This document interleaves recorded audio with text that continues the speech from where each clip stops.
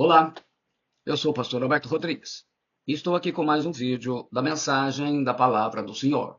O que Jesus disse sobre o divórcio e segundo casamento.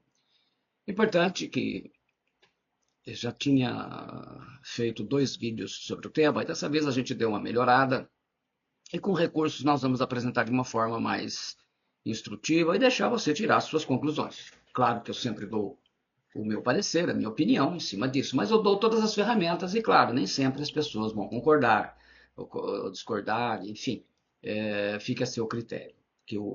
A finalidade desses vídeos é instrução, é educação pela palavra do Senhor.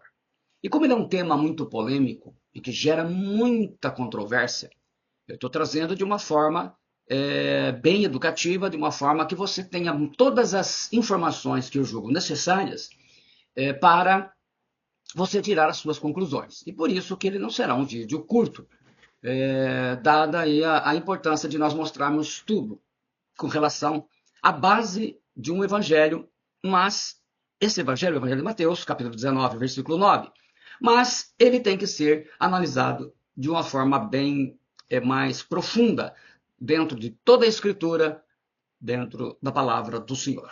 E é isso que nós vamos fazer e eu convido você a ficar até o final. E no final, se você gostar, deixa aí o seu gostei, deixa o seu comentário para edificação para os irmãos. E, claro, como eu digo, às vezes a pessoa não concorda, então não adianta você querer fazer a sua opinião prevalecer sobre de todo mundo, mas você é livre para deixar a sua opinião também. E, com certeza, compartilhe com outras pessoas. O que Jesus disse sobre o divórcio e o segundo casamento? Vamos lá. Para entender a Bíblia Sagrada, é necessário respeitar ao menos 6 regras fundamentais, pois do contrário, o que você vai interpretar será, na maioria das vezes, uma heresia. Primeiro, o que diz o texto original? O que diz o texto em hebraico, tradução do Antigo Testamento, né? Ainda que tenha algumas porções em aramaico, e o texto em grego do Novo Testamento, dentro das regras próprias do seu idioma, que é importante conhecer. O hebraico é uma língua semítica do noroeste do chamado mundo árabe. O hebraico antigo é a língua do Tanakh, a Bíblia hebraica, que nós chamamos de Antigo Testamento. Eles chamam de Tanakh. Surgiu no século 3 a.C., pouco depois do surgimento da invenção da escrita. O hebraico tem 22 letras, o português tem 26. E é lido da direita para a esquerda, e não tem vogais, A, E, I, O, U. Tem sinais, né? Sinais. Não há distinção entre maiúsculas e minúsculas. Todas as 22 letras são consoantes puras, mas 4 delas são usadas para representar vogais. Os textos são vocalizados, levando pontos e pequenos traços sobre as consoantes, de modo a formar sinais de vogais que indicam a pronúncia correta da palavra. No caso do tetragrama do nome do Senhor, não tem isso, por isso que dificultou a pronúncia correta. O grego é uma língua indo-europeia, que remonta a mais de 3.000 anos. O grego também foi a língua na qual diversos dos textos fundamentais da filosofia ocidental, como os diálogos platônicos e as obras de Aristóteles, foram escritos. O Novo Testamento da Bíblia cristã foi escrito no grego koiné, na sua maioria. Nós temos 2 textos, né? Os textos de Lucas e o texto de Hebreus, que foram no grego clássico, juntamente com os textos latinos e as tradições do mundo romano. O estudo dos textos gregos e das sociedades da antiguidade foram a disciplina da história e arqueologia clássica. Crê-se que o alfabeto grego deriva de uma variante do semítico, introduzido na Grécia por mercadores fenícios, dado que o alfabeto semítico não necessita de notar as vogais, ao contrário da língua grega e outras da família indo-europeia, como o latim, de onde vem a nossa língua portuguesa, né? E, em consequência, o português. Os gregos adaptaram alguns símbolos fenícios sem valor fonético em grego para representar as vogais. O fator inovador introduzido com o alfabeto grego são as vogais. As primeiras vogais foram alfa, mas eles vão mexer nesse idioma, como está hoje, como chegou no Novo Testamento, né? Alfa, eu sou o alfa e o ômega, né? Epsilon, E, alfa A, epsilon E, iota, I, ômicron, O, e upsilon, o Y, né? Nosso Y.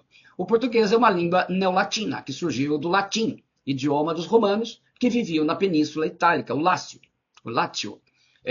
Tem pouco mais de 800 anos, pois em 1128 d.C. surge Portugal, que usava o idioma galego-português e mais tarde passou a ser o português e permanece até hoje. E eles, quando vieram para o Brasil, trouxeram esse idioma que nós falamos hoje. Traduzir um texto da língua de milhares de anos, como o hebraico, para uma língua jovem como o português é uma tarefa muito difícil e por isso precisamos ter cuidado com a interpretação. E isso não tem sido respeitado nos nossos dias, especialmente no Brasil, e cada um tem feito aquilo que entende melhor, né?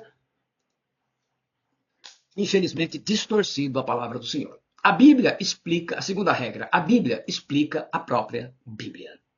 O texto em questão deve ser confrontado com outros textos da Escritura, para conferir se a sua interpretação é verdadeira. É sempre importante isso. Essa regra não pode ser desrespeitada.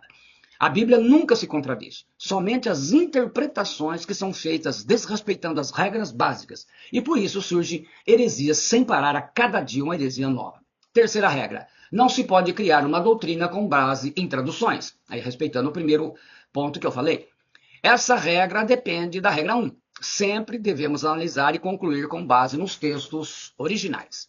Quarta regra, entender a história e a cultura da época. Se você não conhecer a história e a cultura da sociedade da época bíblica, seus costumes e a realidade da época em questão, você jamais vai entender a Bíblia Sagrada. Não é? As pessoas costumam contradizer isso dizendo, mas então não vale. Não, você precisa entender o que aconteceu, o que Deus colocou lá na sua palavra para resolver aquela questão ou para apontar numa visão profética aquela situação. Você tem que entender isso, porque senão você pega um texto e interpreta na luz da mentalidade ocidental. E a Bíblia foi escrita sempre visando o lado oriental. Ela vale para todos, mas respeitando as individualidades e a cultura oriental, porque a Bíblia foi escrita por orientais, não teve nenhum ocidental que escreveu a Bíblia. A Bíblia foi escrita por mentes orientais cuja cultura é totalmente diferente da nossa, que é ocidental. É um erro fatal você interpretar a Bíblia com base na visão dos costumes de nossa cultura moderna e ocidental, como se fosse um fato ocorrido em nossos dias. E não é assim. São fatos ocorridos com uma sociedade oriental de milhares de anos atrás. A quinta regra, depender do Espírito Santo. E é essa parte que ninguém leva a sério, né? A Bíblia é um livro espiritual e foi totalmente inspirada pelo Espírito Santo. Qualquer interpretação feita sem a ajuda do Espírito Santo terminará numa interpretação errada, numa heresia, como tem acontecido nos nossos dias, né? Aí a gente vê lá a manchete. A igreja andou por 2.000 anos enganada. E aí as pessoas acreditam, infelizmente. A sexta regra. Só depois contextualizar para os dias de hoje. Utilizarei esses princípios nessa resposta. O que Jesus realmente falou sobre um novo casamento depois do divórcio? E o texto que está em questão. Eu, porém, vos digo, quem repudiar sua mulher, não sendo por causa de relações sexuais ilícitas, e casar com outra comete adultério. E o que casar com a repudiada comete adultério, que está entre colchetes nessa tradução. Não vou aqui entrar na questão, porque essa aqui é baseada nos textos mais modernos. Disseram-lhe os discípulos, se essa é a condição do homem relativamente à sua mulher, não convém casar. Mateus 19, 9 e 10, na tradução do Almeida Revista e Atualizada. A King James Fiel traduz, e eu vos digo que quem repudiar sua esposa, a não ser por causa de fornicação, e casar com outra comete adultério, que casar com uma repudiada comete adultério. Essa não está em colchetes porque é baseada no texto dos receptos, não é? A atualizada ela não se utiliza do texto dos receptos, que é um texto mais antigo. Ela se utiliza de outros textos, né? De Westcott e Hurt. Eu vos digo, porém, que qualquer que repudiar sua mulher, não sendo por causa de fornicação e casar com outra, comete adultério. E o que casar com a repudiada também comete adultério, aqui na tradução da Almeida Corrigida Fiel. A gente sempre cita várias traduções para a gente estar vendo do ponto de vista. A Bíblia Judaica Cristã traduz assim, o mesmo texto. Digo-lhes, entretanto, que quem se divorciar de sua mulher, a não ser por causa de imoralidade sexual, e se casar com outra mulher, cometerá adultério. Muito bem. O divórcio está fora de controle em nossa geração. As estatísticas atuais, elas indicam que 40% de todos os casamentos terminarão em divórcio, incluindo aí, né, até mesmo entre os evangélicos e pastores, né? O divórcio é bastante comum, inclusive sentindo grande alívio com a aprovação da lei que permite o divórcio no Brasil, como já aconteceu há muitos anos atrás, há décadas atrás. Atualmente, a maioria dos pastores e igrejas evangélicas, eles praticam o segundo, terceiro e até quarto casamento após o divórcio, sem o menor constrangimento. A porteira está aberta e todos acham que estão certos. E por isso, os evangélicos não lutam mais pelo casamento, pois sabem que haverá sempre um pastor e uma igreja para fazer um segundo ou terceiro casamento. Sempre vai ter uma, infelizmente, e acham que está na Bíblia. E usam esse versículo como válvula de escape. E nós vamos estar analisando ele dentro das regras bíblicas. Até mesmo os próprios pastores estão casando-se 2, 3 vezes após o divórcio. E todos baseados em Mateus 19:9, relações sexuais ilícitas. Se utilizam muito aí da revista atualizada, relações sexuais ilícitas. Para podermos entender esse texto sem distorções, precisamos responder as seguintes questões. Como era o ensino sobre divórcio na igreja primitiva? Primeira pergunta. Segunda, a Bíblia explica a própria Bíblia. Terceiro, você não pode criar uma doutrina com base em tradução. No original grego, Jesus falou relações sexuais ilícitas? Realmente? Ele citou essa expressão, relações sexuais ilícitas? Mateus 19:9, quarta. Qual é a regra idiomática sobre os vários significados que uma única palavra possui, tanto no hebraico como no grego? Ainda que isso é mais comum do grego, né? O hebraico nem tanto. O grego é que tem vários significados numa palavra e situações assim. Qual era o contexto histórico? Quinta questão. Qual era o contexto histórico da época e qual foi a resposta de Jesus? E sexto, como contextualizarmos Mateus 19:9 para a nossa época, que é importante. Primeiro, como que era o ensino sobre o divórcio na igreja primitiva e a Bíblia explica a própria Bíblia? Vamos responder tudo uma vez só nesse caso. Primeiro, como que começou os primeiros escritos sobre essa questão de divórcio? Não foram os evangelhos, mas foi o apóstolo Paulo. A primeira foi quando ele escreveu o 1 Coríntios, no ano 55. 1 Coríntios 7:39. A mulher está ligada enquanto vive o marido. Contudo, se falecer o marido, fica livre para casar com quem quiser, mas somente no Senhor. Isso aqui na tradução da Almeida Revista Atualizada. Para que o divórcio se efetivasse bastava que um dos cônjuges declarasse perante testemunhas a fórmula tuas res tibi habeto, fica com o que é teu, ou e foras, sai da minha casa. Essas fórmulas também poderiam ser escritas. Aí tem as referências aí, numa carta entregue ao cônjuge por um liberto, né? Embora o apóstolo Paulo falasse para viúvas, fica bem claro que o Novo Testamento, somente após a morte do marido, a esposa poderia se casar. O divórcio não era proibido pela religião romana e grega, o que facilitava um número grande de divórcios, como hoje em dia. Inclusive, as mulheres foram as primeiras, as romanas foram as primeiras mulheres a pedirem divórcio. Segundo, depois ele vai escrever no ano 56 do nosso tempo, depois de Cristo, né? A Epístola de Romanos. Em 7, 2, 3 ele fala. Então as primeiras instruções da igreja primitiva sobre essa questão foram dadas pelo apóstolo Paulo. Por exemplo, pela lei, a mulher casada está ligada a seu marido enquanto ele estiver vivo. Mas, se o marido morrer, ela estará livre da lei do casamento. Por isso, se ela se casar com outro homem, enquanto seu marido ainda está vivo, será considerada adúltera. Mas, se o marido morrer, ela estará livre daquela lei. E mesmo que venha se casar com outro homem, não será adúltera. A tradução da NVI. Qualquer judeu, como o próprio Paulo, nosso querido apóstolo, podia compreender que a única base do recasamento é a morte do outro cônjuge. Então essas são as instruções que a igreja tinha no início. O divórcio sempre existiu em Roma, pois os romanos nunca acreditavam que o casamento fosse indissolúvel, e sim um mero ato social. As mulheres romanas foram as primeiras a poderem se divorciar, lá no primeiro século. Esta facilidade dera lugar a grandes abusos. Todos conhecem as histórias das mulheres romanas, mudando de marido mais frequentemente do que o Estado mudando de cônsules, né? Conforme está aí na referência de Correia Alexandre Augusto de Castro, divórcio na Roma Antiga. Diante disso, o apóstolo Paulo escreve que somente a morte do marido ou da esposa coloca fim no casamento. Essas eram as instruções. Muito bem, aí é que vão começar, que vai aparecer o que Jesus falou, que até então era essa instrução que se tinha. Quando Marcos escreve, primeiramente, o Evangelho, ele vai lá em 59 depois de Cristo. Ele estava escrevendo para os cristãos romanos. E ele lhes disse: quem repudiar sua mulher e casar com outra, comete adultério contra ela. E se ela repudiar seu marido e casar com outro, comete adultério, na tradução da Almeida Revista Atualizada, Marcos 10, 11 e 12. O texto deixa bem claro que o marido ou mulher que se divorciar do seu cônjuge e contrair segundo casamento, comete adultério. Aí depois vem Mateus. Mateus, no ano 60, escreve o texto em questão. Ele está escrevendo para judeus. O Marcos escreve para romanos.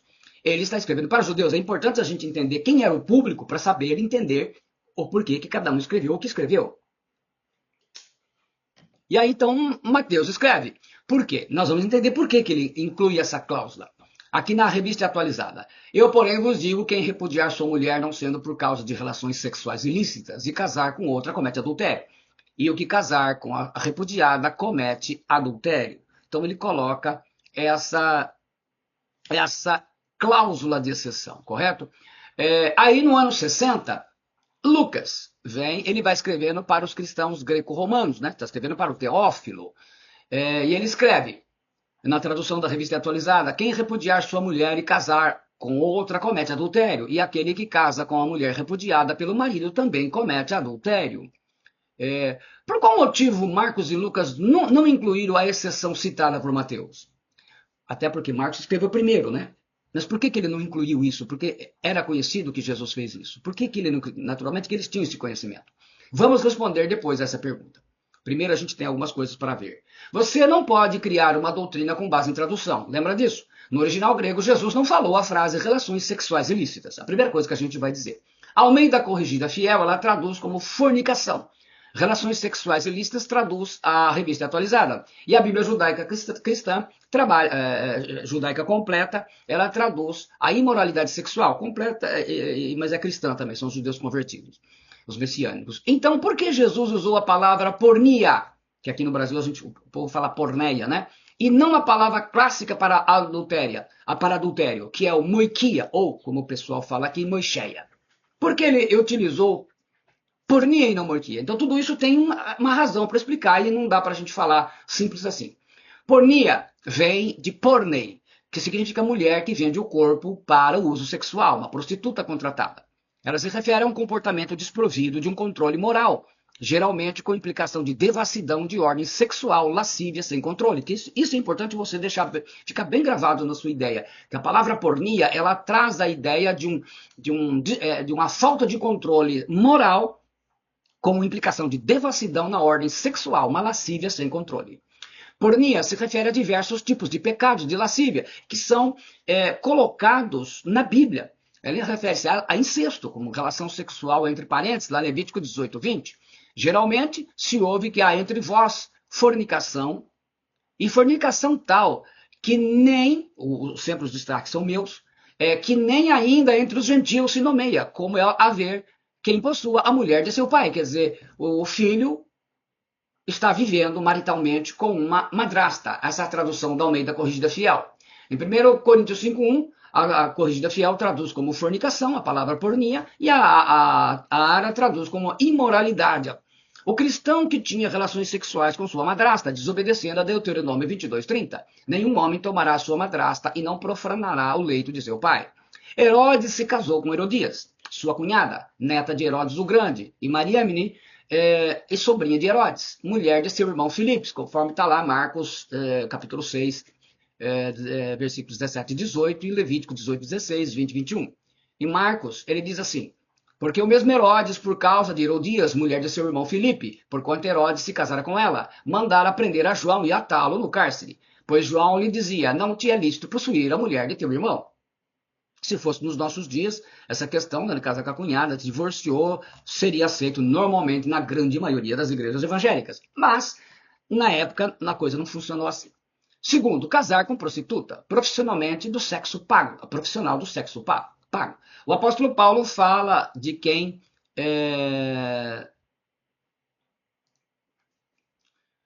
se casa com uma prostituta, em 1 Coríntios 6, versículos 16 e 18. A Corrigida Fiel traduz: ou não sabeis que o que se ajunta com a meretriz faça um corpo com ela? Porque diz, serão dois, uma só carne. E depois ele diz no versículo 18, fugir da fornicação, a pornia. Todo pecado que o homem comete é fora do corpo, mas o que fornica peca com o seu próprio corpo. A atualizada traduz: o homem que se une a uma prostituta, fugir da impureza. É apenas a questão de tradução. Então, a gente vai vendo que são vários significados que porneia tem no original grego. A palavra que Jesus usa. Terceiro, significa também sexo do solteiro antes do casamento. Em 1 Coríntios 7,2, a corrigida fiel traduz por fornicação. A Ara traduz por impureza. Mas, por causa da fornicação, cada um tem a sua própria mulher e cada um tem o seu próprio marido. Então, também significa relação sexual entre solteiros. Também porneia significa homossexualismo. Em Judas, capítulo 1, versículo 7, ao se referir aos pecados homossexuais de Sodoma e Gomorra, a corrigida fiel traduz: assim como Sodoma e Gomorra e as cidades circunvizinhas, que havendo-se entregue à fornicação, porneia, como aqueles, e ido após outra carne, foram postas, por exemplo, sofrendo a pena do fogo eterno. A atualizada traduz por prostituição, né? Como Sodoma e Gomorra e as cidades circunvizinhas, que havendo-se entregado à prostituição. Quinto significado, fornicação também significa, essa palavra porneia pode ser como comércio ou prostituição por comércio, correto? Fornicação por comércio ou prostituição por comércio. Em Apocalipse 21:8, a corrigida fiel traduz como fornicação e a Ara traduz como impuros, né? É a indústria da prostituição. Mas quanto aos covardes e aos incrédulos e aos abomináveis e aos homicidas e aos fornicadores e aos feiticeiros e aos idólatras e a todos os mentirosos, a sua parte será no lago que arde com fogo e enxofre, o que é a segunda morte, Apocalipse 21:8. Então, vocês vão vendo que essa palavra que Jesus usou, ela tem muitos significados. A gente não pode simplesmente facilitar do jeito que o brasileiro gosta. Sexo da noiva perdendo a virgindade antes de consumado o casamento. Aqui, na tradução, vamos usar a tradução corrigida fiel, por causa do TR, que é o texto mais antigo. Vós fazeis as obras de vosso pai, os judeus falando com Jesus.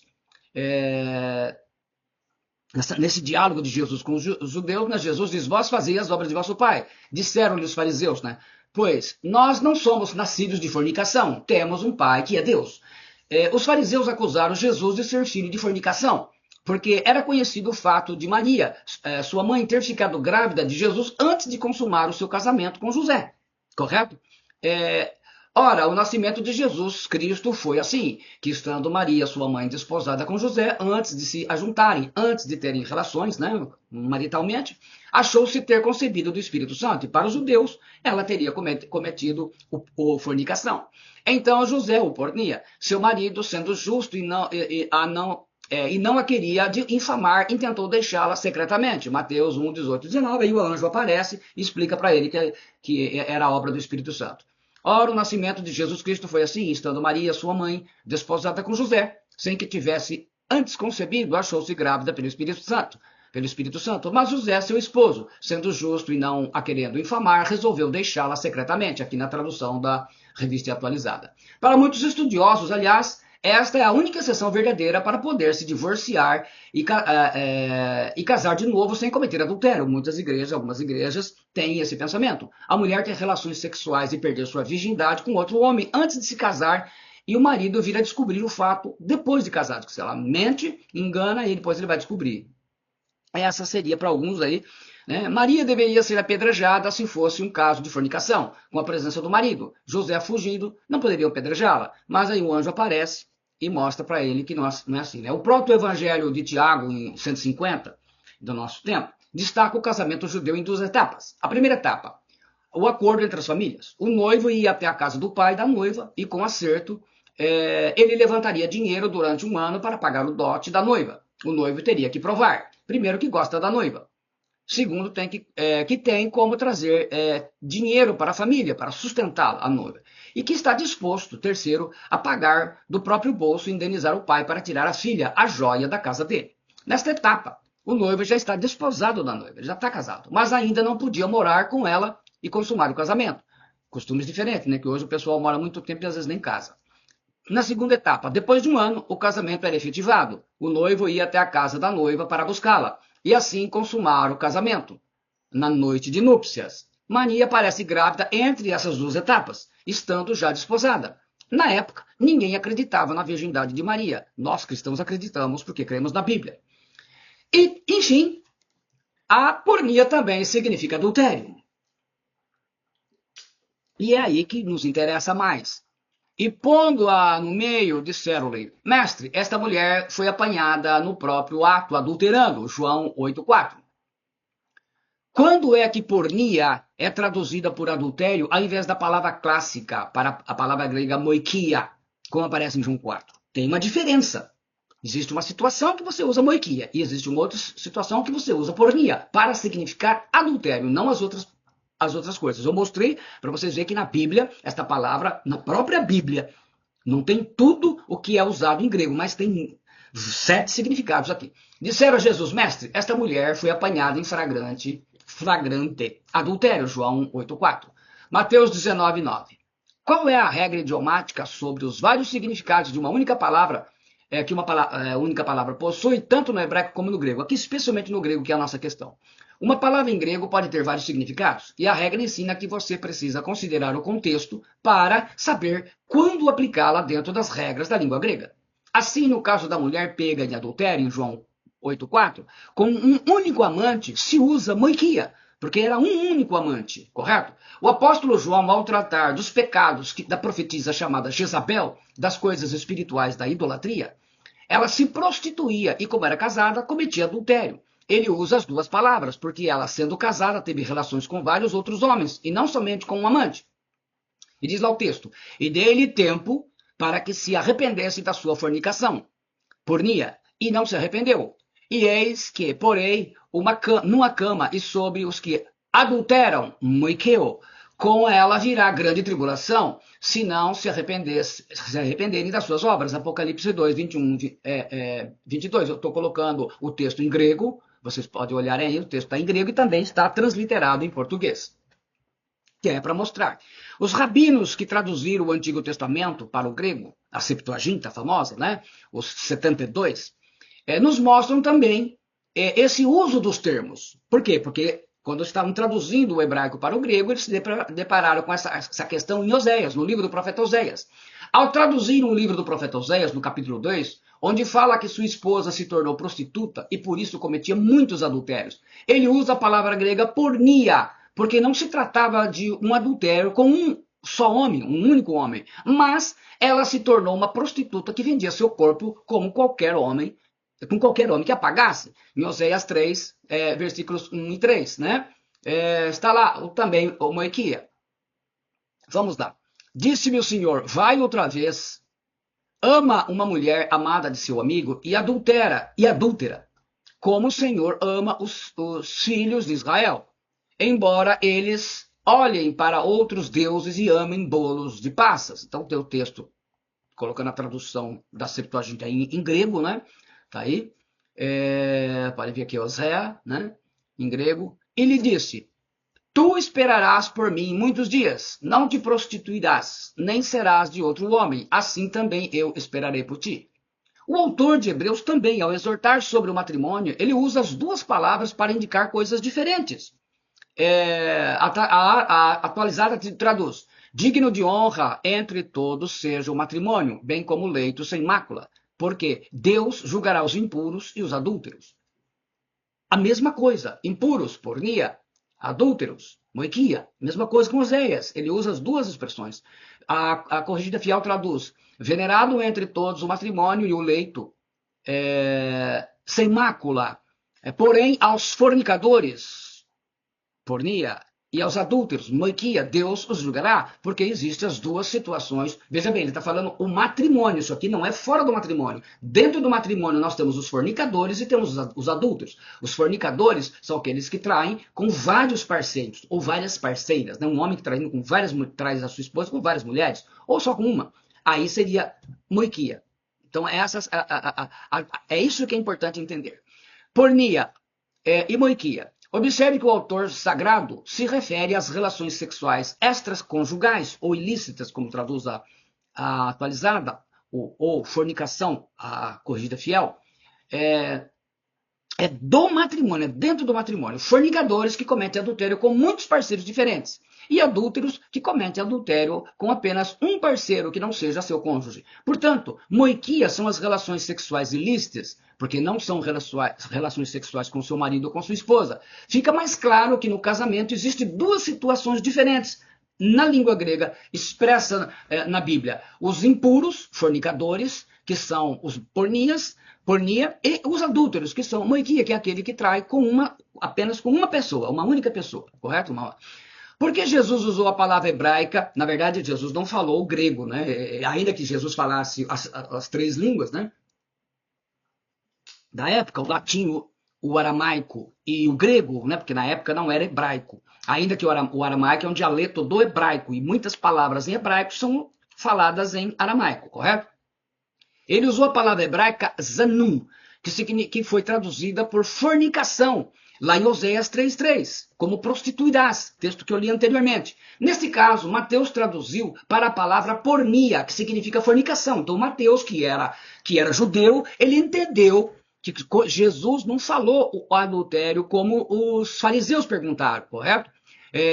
Que era o moiquia, mas ele usou o pornia. A gente vai ver isso um pouquinho mais à frente. Jesus não usou a palavra hebraica naf, que significa adultério em hebraico, usada, por exemplo, em Oséias 3:1, como adúltera, que é traduzido pela palavra moiquia, que é o texto que era esperado isso. Mas por quê? Por que tudo isso? Veremos. Veremos que uma traição não dá direito de um segundo casamento em caso de divórcio. Observe que Jesus está dando muito mais ênfase em impedir um segundo casamento. Ele não tanto fala do divórcio, ele fala do segundo casamento. Pois se comete adultério sobre o primeiro marido ou a primeira mulher, do que em si as causas do divórcio. O divórcio em si não parece ser impedido por Jesus, mas o segundo casamento sim. Jesus foi direto e objetivo a impedir que aconteça, pois será considerado adultério constante. Então, assim, a ênfase de Jesus, como uma vez uma mulher me perguntou, pastor, Jesus não proibiu o divórcio. Não, ele não está proibindo o divórcio, ele proíbe o segundo casamento. Mas por qual motivo? Aí o texto grego, né, Mateus 5:28, no texto dos receptos. Eu, porém, vos digo que qualquer que atentar numa mulher para a cobiçar, já em seu coração cometeu adultério com ela. Sabe a diferença? A gente usa diferenças porque a Almeida Revista Atualizada, ela usa o texto crítico, não é aqui o vídeo para explicar isso. E a King James Fiel e a Almeida Corrigida Fiel usam o texto dos receptos, que é um texto mais fiel. É o texto mais fiel que nós temos.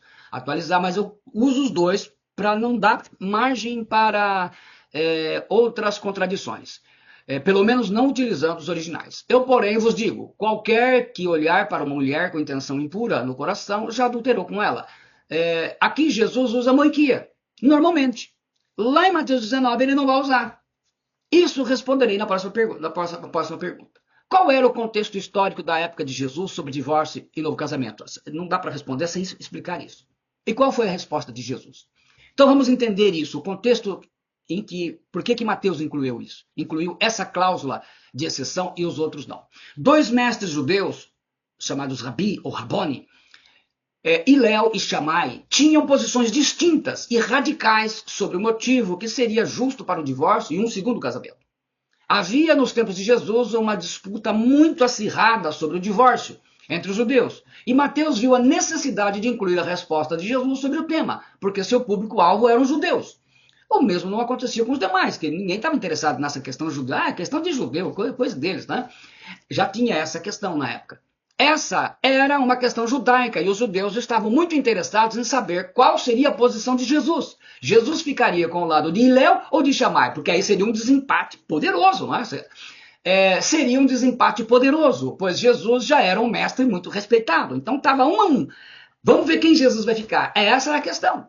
Marcos, ao escrever aos cristãos romanos, e Lucas, ao escrever, além de Timóteo, para as comunidades grego-romanas, sabiam que essa disputa judaica não interessaria a eles, não interessaria isso para eles. Seria por isso que não incluíram a exceção? Aí fica a pergunta, né? Só Deus pode responder isso com segurança.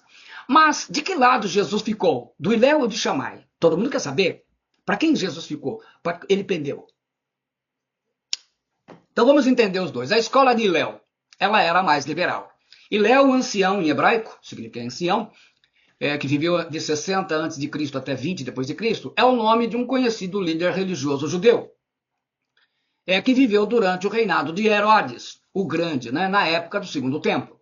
Esse que foi destruído, né, que ainda tem as muralhas lá em Jerusalém.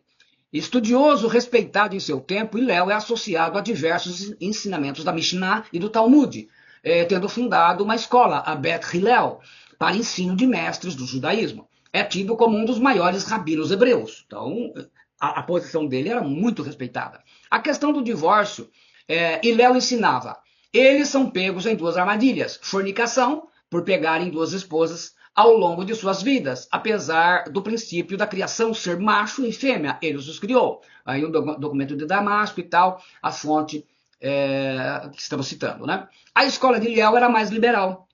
A sua interpretação era mais conceptual e abstrata, e acreditavam ser que o povo judaico tinha a responsabilidade de ensinar a todos os povos 7 mandamentos: a proibição de idolatria, a blasfêmia, matar, roubar, pecados sexuais, crueldade contra os animais e a obrigação de criar tribunais legais para que assim pudessem ser salvos. E Léo ressaltava o elemento anterior e depois não a quiser mais. Ele permitia que todo homem se divorciasse da esposa caso ela fizesse qualquer coisa que ele não gostasse, até mesmo se deixasse a comida queimar na cozinha, como é dito, porque ele encontrou nela falta de decência em uma questão, no Mishnah, né? A escola de Shammai, que era conservador. Shammai, 50 a.C. a 30 depois de Cristo, foi um judeu praticamente contemporâneo de Jesus, né? Do primeiro século, e uma das figuras mais importantes da Mishnah.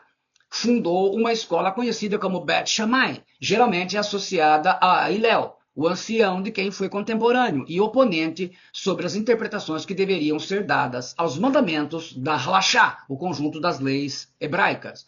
Mateus a incluiu possivelmente porque escrevia a judeus com conhecimento da disputa entre as duas escolas, né, Shammai e Hillel. No tocante, por que eles disputavam? No tocante ao texto de Deuteronômio 24, versículos 1 a 4. Shammai sustentava que o algo que ele reprova significava infidelidade conjugal, o único motivo permissível para o divórcio.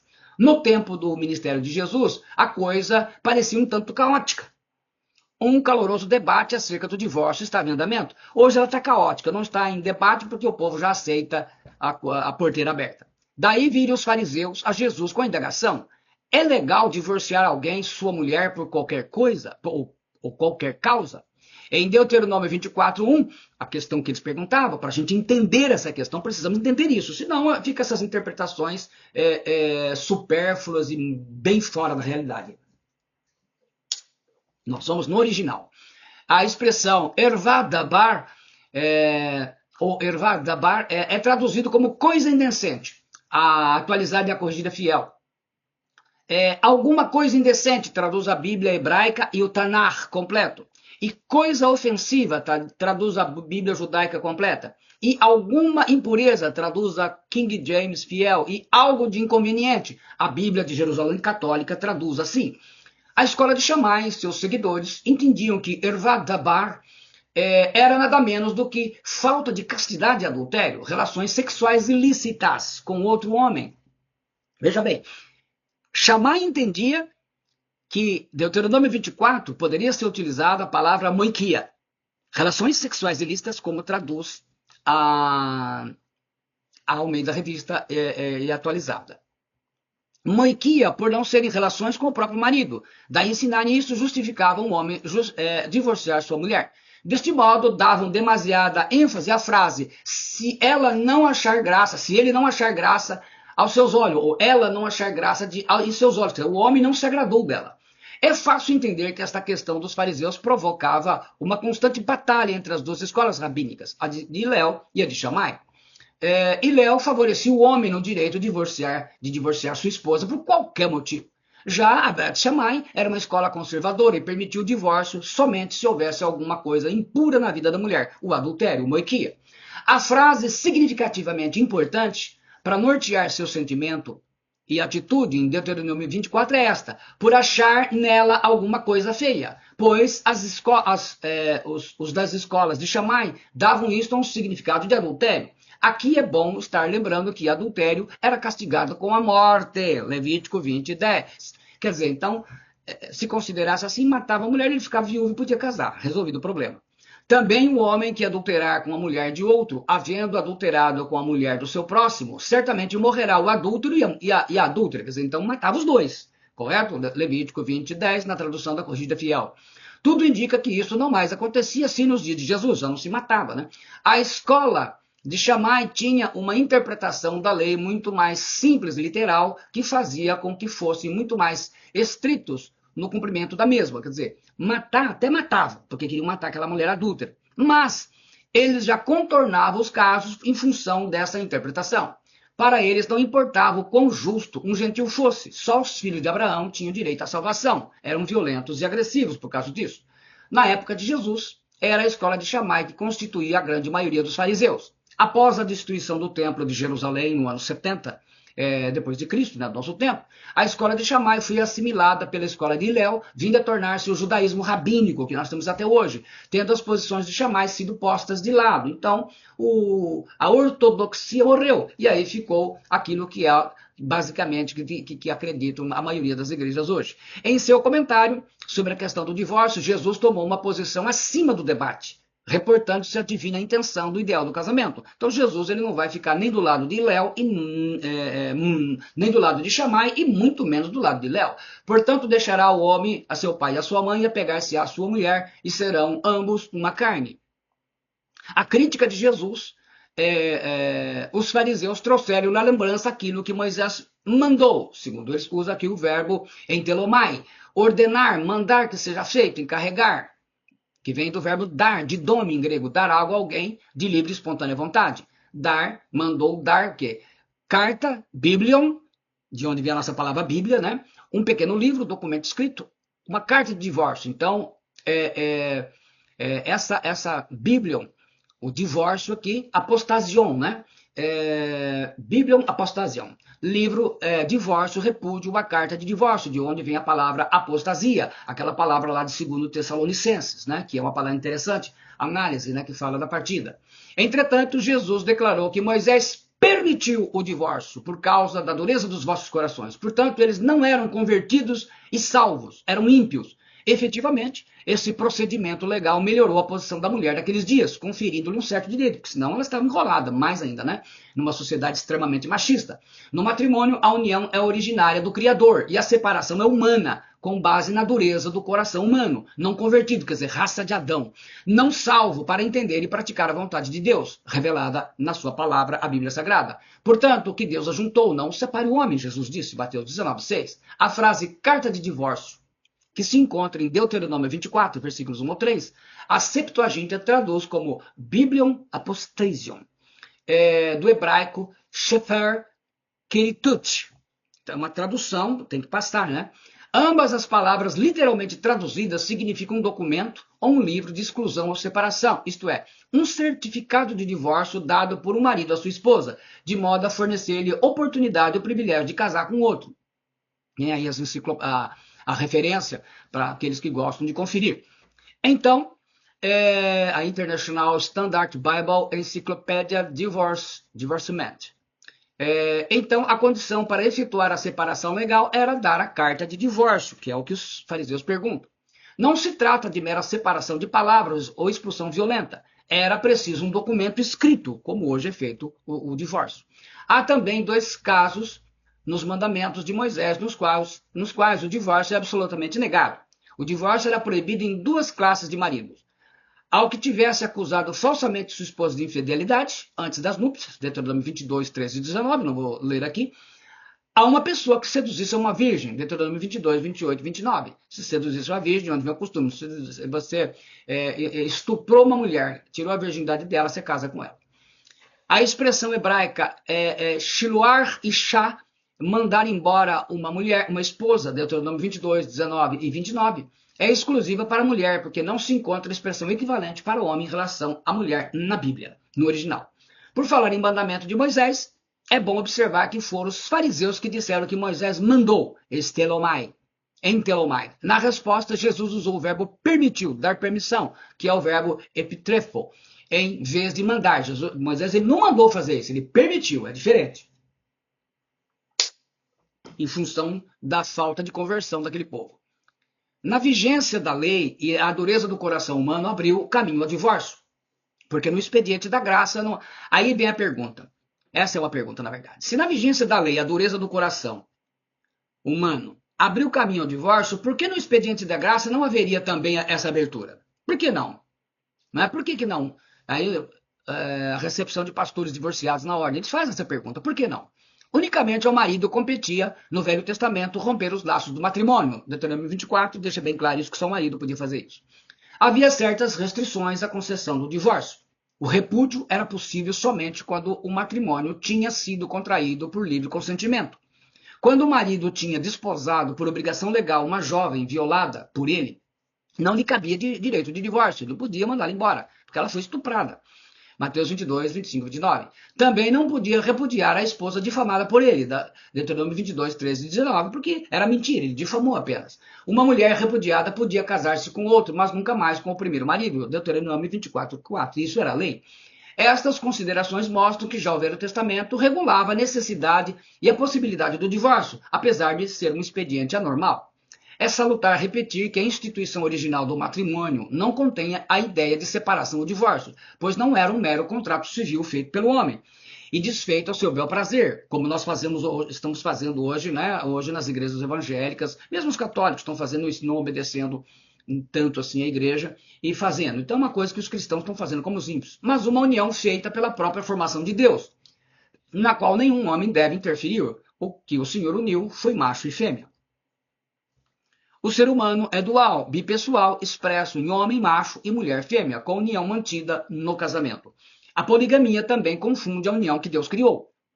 O primeiro exemplo de poligamia está em Gênesis 4,19, quando Lameque, descendente de Caim, se casou com duas mulheres, Ada e Zilá. Nem poligamia, nem poliandria, né? Nem muitas mulheres, nem muitos homens, pois tudo isso se refere à unidade do matrimônio. Se apenas uma mulher fosse despedida sem as formalidades legais, a carta de divórcio, esta cometeria adultério se unir em matrimônio com outro, o que era válido tanto para o homem como para a mulher, nesses tempos em que nós estamos tratando. Os discípulos reclamavam da condição do homem em relação à mulher. A palavra grega aitia significa causa, razão, motivo, questão jurídica. Motivo porque alguém merece punição, crime, uma acusação. A Vulgata coloca como si ita est causa homini, e no hebraico dibra, que pode significar caso ou condição, isto é, literalmente a nudez de alguma coisa. Os discípulos refletiam o sentimento de seus dias de forte discriminação dos seus simples e naturais direitos, porque eles queriam o quê? O que resumindo, eles queriam? Se não deu certo, como se diz hoje, a gente divorcia, que era o pensamento do Hilel. Mateus escreveu para os judeus. O tom do seu escrito harmoniza-se aparentemente com os costumes e com a visão conservadora da escola de Shammai. Marcos, o mais antigo evangelho, não registrou essa frase de exceção, exceto em caso de fornicação. O mesmo acontece com Lucas. Seu evangelho não contém a referida frase de exceção, até porque Marcos escreveu com base em Pedro e Lucas com Paulo, exceto em caso de fornicação. Paulo também não o menciona. O apóstolo fala de situação ideal para o casamento cristão, lá em 1 Coríntios 7.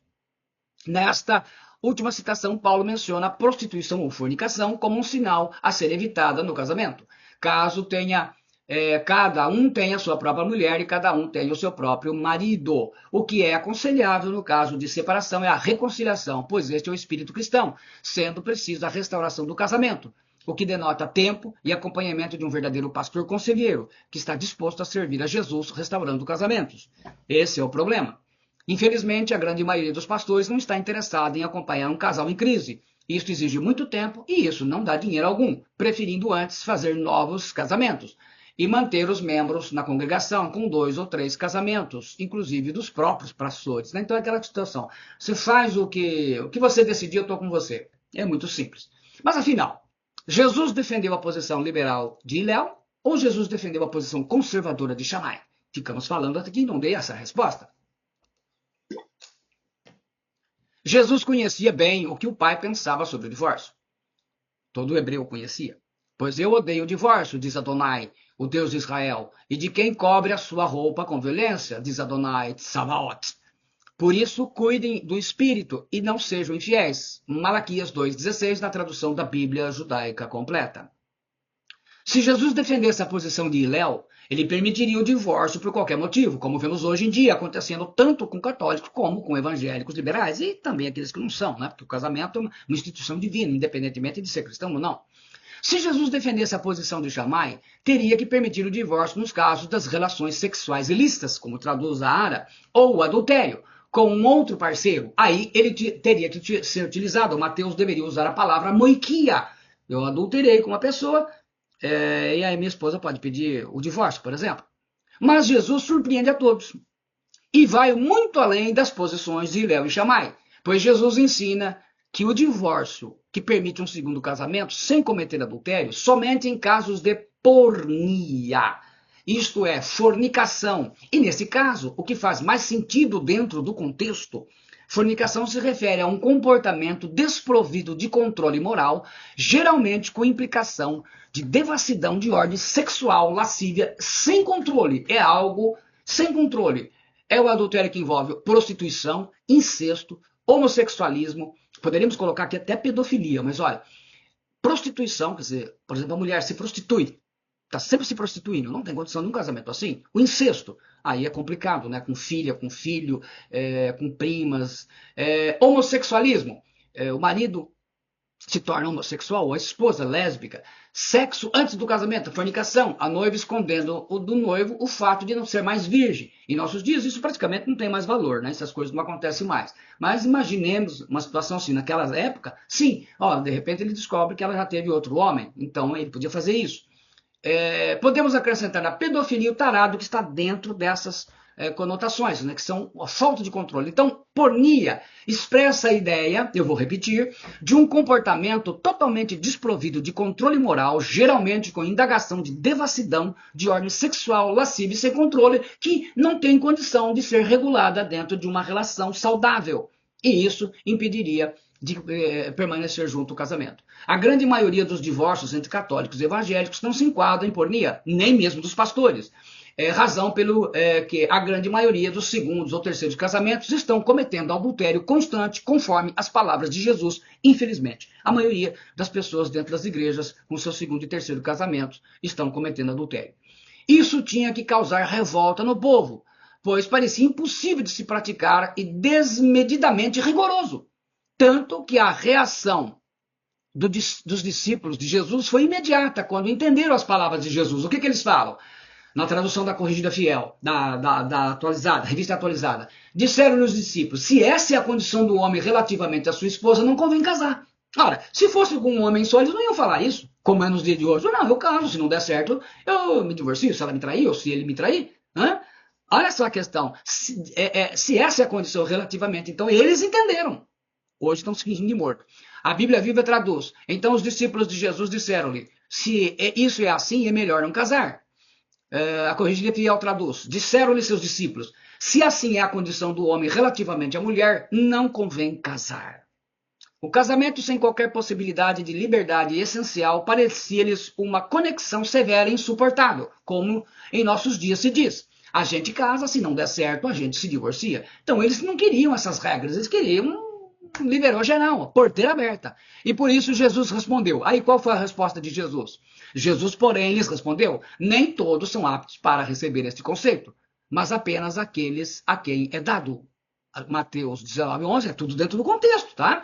A revista atualizada, a Corrigida Fiel traduz. Ele, porém, lhes disse, nem todos podem receber esta palavra, mas só aqueles a quem foi concedido.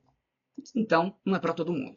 Portanto, a exceção dada por Jesus não é o que está acontecendo no meio dos cristãos modernos, que banalizaram o casamento de tal forma com divórcios, segundos, terceiros, até quartos casamentos.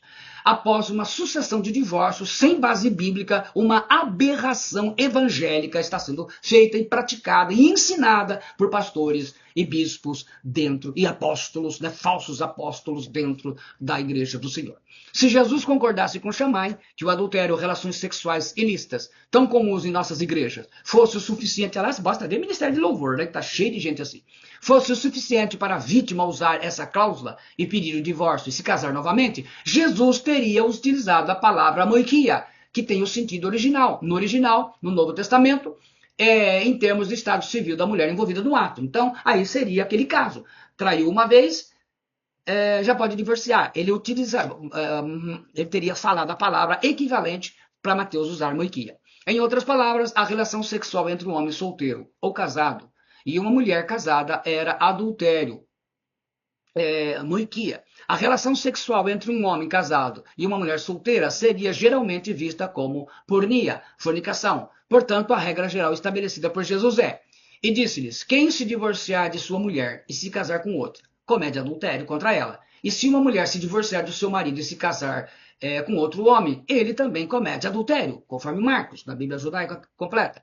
E ele lhes disse, qualquer que deixar a sua mulher e se casar com outra, adultera contra ela. E se a mulher deixar o seu marido e casar com outro, adultera com outro. Lucas acrescenta, quem se divorciar de sua mulher e se casar com outra mulher, comete adultério. E o homem que se casar com uma mulher divorciada por seu marido, comete adultério. Lucas 16, 18. Então, fechou a questão.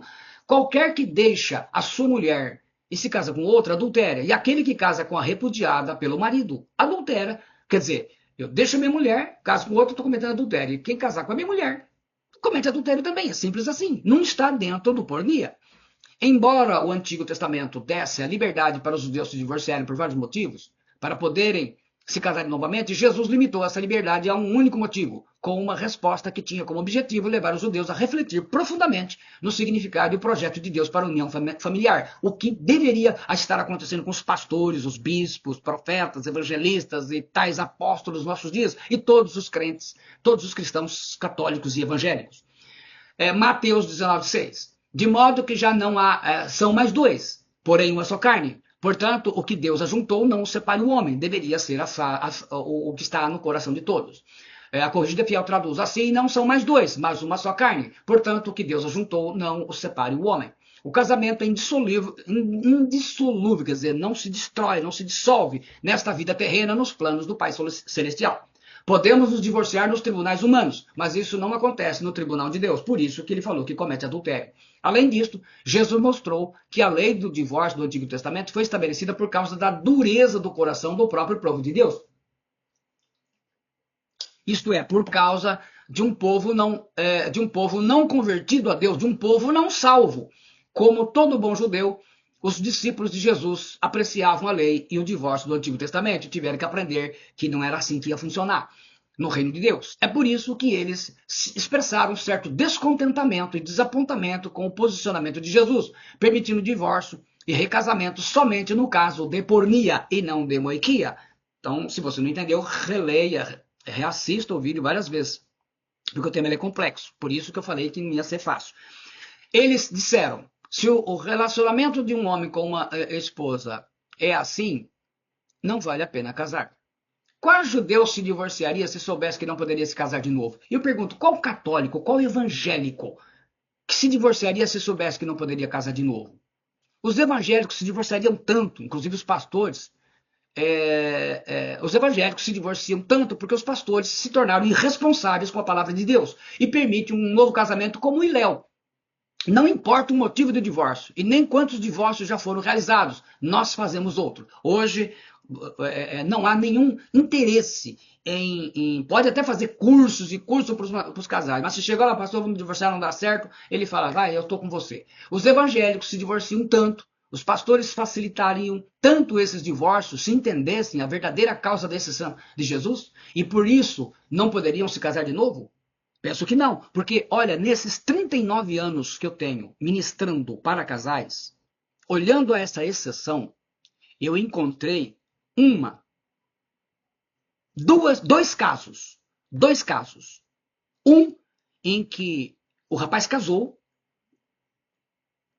ele é filho de militar, ele casou para ganhar um apartamento do pai e disse para a esposa no dia das núpcias, pode procurar homem porque eu não gosto de mulher. Eu sou homossexual. Nem consumar o ato. E de um marido que a mulher largou ele com os filhos e foi morar com uma mulher porque ela era lésbica e por causa da família. Foram só esses dois casos que eu encontrei em 39 anos.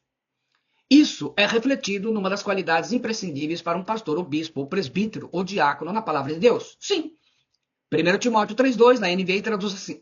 É necessário, pois, que o bispo seja irrepreensível, marido de uma só mulher, moderado, sensato, respeitável, hospitaleiro e apto para ensinar. De uma só mulher. Mas com 2, 3 casamentos, o cidadão tem 3 mulheres. Ele é o exemplo para o rebanho. A atualizada traduz: é necessário, portanto, que o bispo seja irrepreensível, esposo de uma só mulher, temperante, sóbrio, modesto, hospitaleiro, apto para ensinar. Mas quando nem os pastores, que deveriam ser modelos, escapam de divórcio, segundo e terceiro casamento, quem dirá o rebanho de Deus, né? O casamento foi instituído por Deus logo no início, como nós já lemos em Gênesis 2. Jesus determinou o casamento no jardim do Éden, antes da queda do homem. A mensagem de Mateus 19:9, Marcos 10, 11, 12 e Lucas 16, 18 é: não se divorcie. Desde o começo era a intenção plena de Deus que os casais permanecessem sempre juntos até a morte. Está lá em Gênesis, que é quando Deus separa o casal. E como que a gente contextualiza Mateus 19 para a nossa época? Não poderia eu me divorciar por causa dos meus motivos especiais, em conjunto de circunstâncias sem precedentes? A resposta de Jesus Cristo seria a mesma hoje. Eu não teria lido. No tempo de Jesus havia essas duas escolas, como eu falei, de Léu e Shammai. O Iléu era liberal e o Shammai conservador. Os fariseus estavam testando Jesus para ver de que lado ele ficaria, e nós vimos que ele não ficou no lado de nenhum dos dois, porque Jesus volta ao plano original de Deus para casamento, dizendo que Deus, de fato, nunca mencionou qualquer divórcio por qualquer motivo para qualquer pessoa. É simples assim. Jesus restabeleceu os propósitos originais de Deus para o casamento, como também forneceu uma solução para o problema da dureza do coração ao vir na terra. Ele veio matar a raça de Adão, que é a mola propulsora da dureza do coração. Jesus, com a sua palavra, cancelou todas as desculpas baratas para o divórcio que eram e ainda são oferecidas pelo coração duro do homem. E eu vos digo, porém, que qualquer que repudiar a sua mulher, não sendo por causa de fornicação e casar com outra, comete adultério. E que casar com a repudiada também comete adultério. Simples assim. Assim, se um cristão pratica a própria vontade acima da vontade de Deus, obtendo um divórcio civil através dos tribunais terrenos, e mesmo com o aval do seu pastor, que é o que acontece muito hoje, da sua denominação, ele realmente não está divorciado aos olhos de Deus. Ainda está casado com sua primeira mulher. Ou, sendo mulher, ainda está casada com seu primeiro marido. Por isso é que estará cometendo um adultério constante. Infelizmente, essa é a realidade. Lemos em Mateus 5,32. Aquele que casar com a repudiada comete adultério, quer dizer, com a divorciada. Correto? Por que uma terceira pessoa afastada dessa situação do divórcio estaria sendo culpada de adultério? Porque ela veio, pegou o caso já decidido. Porque aos olhos de Deus, a esposa ainda está casada com seu primeiro marido, aquele que pensava que a rejeitou em divórcio. Lemos em Lucas 16, 18. Quem repudiar sua mulher e se casar com outra comete adultério. Por quê? Porque aos olhos de Deus, o homem, neste caso, ainda está casado. Embora o tribunal terreno o divorciou. E se unir com outra, vai cometer adultério também. Tal como a sua primeira mulher, casando-se com outro homem, comete adultério igualmente. E o terceiro que uniu ao ex-marido ou à ex-mulher também são culpados de adultério, pois estão se unindo a pessoas casadas que pensam estar divorciadas. Exemplo. Um exemplo aqui. Eu. Imaginar que eu sou casado com a Carolina, como eu chamo, de vez em quando eu chamo minha esposa. Eu me divorcio dela. Por esses motivos que todo mundo está divorciando aí. E me caso com a Scarlett. E ela, divorciada, para não ficar sozinha, casa com o Roberto. Certo? Então, eu me divorciei da Carolina, me casei com a Scarlett. A Carolina se divorciou de mim e casou com o Roberto. Todos os 4 estão no adultério contínuo, segundo ensinou Jesus. Todos os 4. Entretanto, o divórcio e a separação judicial estão se tornando uma pandemia, mesmo entre pastores e evangélicos. O divórcio se tornou uma das maiores manifestações de nossa condição pecaminosa, a soberba da raça de Adão. E se a nossa vontade está fora da sintonia com a vontade de Deus, e persistirmos nesta soberba, então a semente má do pecado toma conta e cresce incontrolavelmente por causa da soberba humana que exalta o velho homem, a raça de Adão que Jesus veio matar. Mas, se nós obedecermos e imediatamente nos submetemos à sua soberana vontade, vamos matando a raça de Adão para vivermos como nascidos de novo, filhos de Deus. Jesus Cristo é o exterminador dessas ervas daninhas, eficaz e aprovado para cada semente má no coração duro do homem, a raça de Adão, por causa da dureza do vosso coração, por causa de vocês serem raça de Adão. Um endurecimento crônico do coração do crente virtualmente impossibilita uma entrega a Jesus e a habitação do Espírito Santo. Isso é a soberba raça de Adão, portanto não é salvo. Quando Jesus Cristo é o Senhor de nossas vidas, então as nossas desculpas para o endurecimento do nosso coração não existem mais. Disse Jesus, Deus disse, eu odeio o divórcio, Malaquias 2,16. Deus odeia o divórcio porque formou o casamento para ser uma união indissolúvel, que não se termina aqui na terra, entre um homem, um macho e uma mulher, a fêmea, por toda a vida. O casamento foi planejado para ser permanente. Foi assim desde o começo, pois a única coisa que Deus viu que não era bom em sua criação era que o homem ficasse sozinho, está lá em Gênesis 2. O motivo pelo qual tantos cristãos evangélicos e católicos se divorciam e buscam separação judicial para partir para outros segundos, terceiros, quarto casamento, e até mais, né? Tem gente já casando mais vezes aí. Casamentos adúlteros e pecaminosos, é que nós aprendemos a pecar muito bem. A nossa natureza, né? Quem não é salvo, infelizmente, não que o salvo não peque, mas essa natureza de raça de Adão nos leva a viver uma vida completamente fora do propósito de Deus. Não teve um novo nascimento. E preferimos pecar segundo o nosso entendimento, desejo carnal, do que obedecer a Deus por causa de sermos raça de Adão. E como resultado, os casamentos duram poucos, existem muitos divórcios entre os chamados cristãos e um número maior de segundos, terceiros, quarto, quinto, sexto, sétimo casamento. Então respondeu Jesus, não tendes lido que o Criador desde o princípio os fez homem e mulher, macho e fêmea, literalmente? E que disse, por esta causa deixará o homem pai e mãe, e se unirá à sua mulher, tornando-se os dois uma só carne? De modo que já não são dois, já não são mais dois, mas porém uma só carne. Portanto, o que Deus ajuntou, não separe o homem. E o divórcio entre os crentes incrédulos da igreja? Assim, quando tratamos com casais, aqui é uma regra geral bem simplificada e que sempre precisa de um acompanhamento também, mas a gente vai dar uma orientação básica. Assim, quando tratamos com casais que aparecem na igreja já divorciados e casados de novo, devemos atentar bem para quais circunstâncias do divórcio. Temos conhecimento de igrejas que, quando surgem casais com segundo casamento, já tendo filhos, a igreja obriga o casal a se divorciar uma segunda vez e voltar ao parceiro do primeiro casamento, sob a alegação de que o segundo não é um casamento de fato. Veja bem, você faz 2 divórcios. Então ele fica com filho de um, filho do outro. Essa prática, às vezes, não tem filho com o primeiro e tem no segundo. Larga e volta para o primeiro. Essa prática não encontra fundamento na palavra de Deus, muito menos no Novo Testamento. E pior, vai contra o ensinamento do próprio Cristo. E casar outra vez. Casar em grego, ele casou a primeira, casou a segunda, depois volta para casar, porque está descasado primeiro, tem que casar de novo, tem que casar 3 vezes. Casar em grego é gameo, que significa contrair núpcias, tomar esposa, casar-se, dar-se em casamento, entregar uma filha em casamento. Portanto, o segundo casamento é um casamento de fato, nas palavras de Jesus, embora possa ser um adultério constante contra um primeiro casamento, dependendo do caso. Então, é um casamento, mas é um casamento de adultério.